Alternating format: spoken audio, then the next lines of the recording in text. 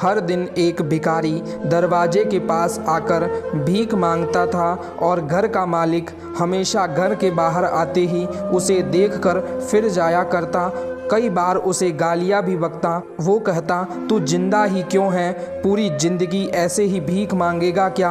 धरती का बोझ क्यों बना बैठा है? और कभी कभी उस भिखारी को गुस्से में वह धक्का भी मार दिया करता। इतना कुछ हो जाने के बावजूद भिखारी के मुंह से सिर्फ यही निकलता कि भगवान तुम्हारे पापों को माफ़ करे।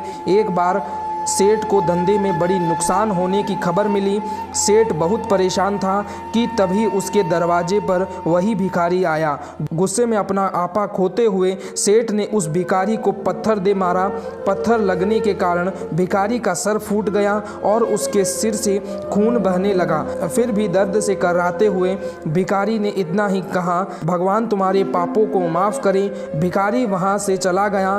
सेठ सोच में पड़ गया। भिखारी को पत्थर मारा, फिर भी उसने सिर्फ प्रार्थना की। सेठ का गुस्सा शांत हुआ, सेठ का मन शांत हुआ। भिखारी का रहस्य जानने के लिए सेठ ने भिखारी का पीछा करना शुरू कर दिया।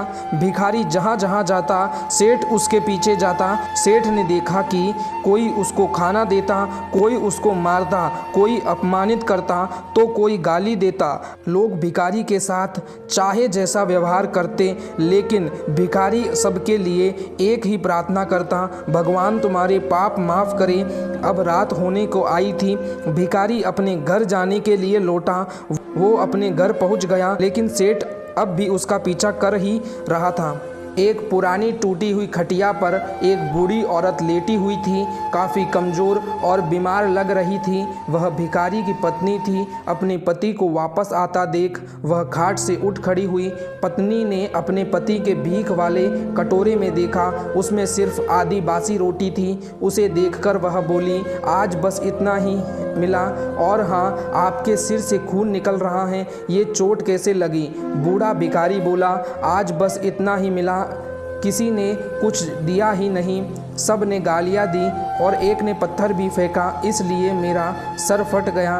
एक गहरी ठंडी सांस लेकर बूढ़ा भिखारी फिर से बोला, यह मेरे ही पापों का फल है। तुम्हें याद है कुछ सालों पहले हम कितने अमीर थे? क्या कुछ नहीं था हमारे पास हर चीज़ ज़रूरत से ज़्यादा थी, लेकिन हमने कभी दान नहीं किया, और उससे भी बुरा हमने उस अंधे भिखारी के साथ किया जो हमारे द्वार पर भीख मांगने आया करता था। बूढ़ी पत्नी की आंखों में आंसू आ गए। वह बोला, हाँ, हम उस बेचारे अंधे के साथ बहुत बुरा करते थे, उसका अपमान करते थे, उसे खाने के लिए रोटी की जगह कागज़ दिया करते, उसका मजाक उड़ाया करते और कभी कभी मारा भी करते। मैंने कभी उसको रास्ता नहीं दिखाया। एक बार मैंने उसके मुंह पर मिट्टी भी फेंकी थी और वह हमेशा दुखी होकर यही कहता कि भगवान तुम्हें तुम्हारे किए की सज़ा देगा, भगवान तुम्हारे पापों की सज़ा ज़रूर देगा। उसका श्राप सच हुआ और हम इस दुख भरी ज़िंदगी में आ गए। भिखारी बोला, हाँ, उसका श्राप सच हुआ, इसलिए मैं किसी को बद्दुआ नहीं देता, चाहे कोई मेरे साथ कैसा भी बर्ताव करे, मैं हमेशा उसके लिए प्रार्थना करता हूँ। मैं नहीं चाहता कि कोई भी हमारे जैसी ज़िंदगी का अनुभव करे, किसी को भी हमारे जैसे दुखों का सामना करना पड़े। वो नहीं जानते कि वह कितना बड़ा पाप कर रहे हैं, इसलिए अनजाने में हुए पाप की ऐसी सज़ा किसी को भी मिले मैं नहीं चाहता। सेठ वहीं पर छुपकर यह सारी बातें सुन रहा था। अब उसे सब कुछ समझ में आ गया था। भिखारी और उसकी पत्नी ने वह आधी रोटी बांट कर खाई और भगवान को धन्यवाद बोलकर सो गए। अगले दिन भिखारी फिर से भीख मांगने गया। सेठ के घर के पास जाते ही सेठ ने पहले से ही गरम रोटियां उसके लिए निकाल कर रखी थी। उसे देते हुए सेठ विनम्रता से बोला, माफ़ कर दीजिए बाबा, मुझसे बहुत बड़ी गलती हो गई। बूढ़ा भिखारी बोला, भगवान तेरा भला करे। इतना कहकर वह आगे निकल गया।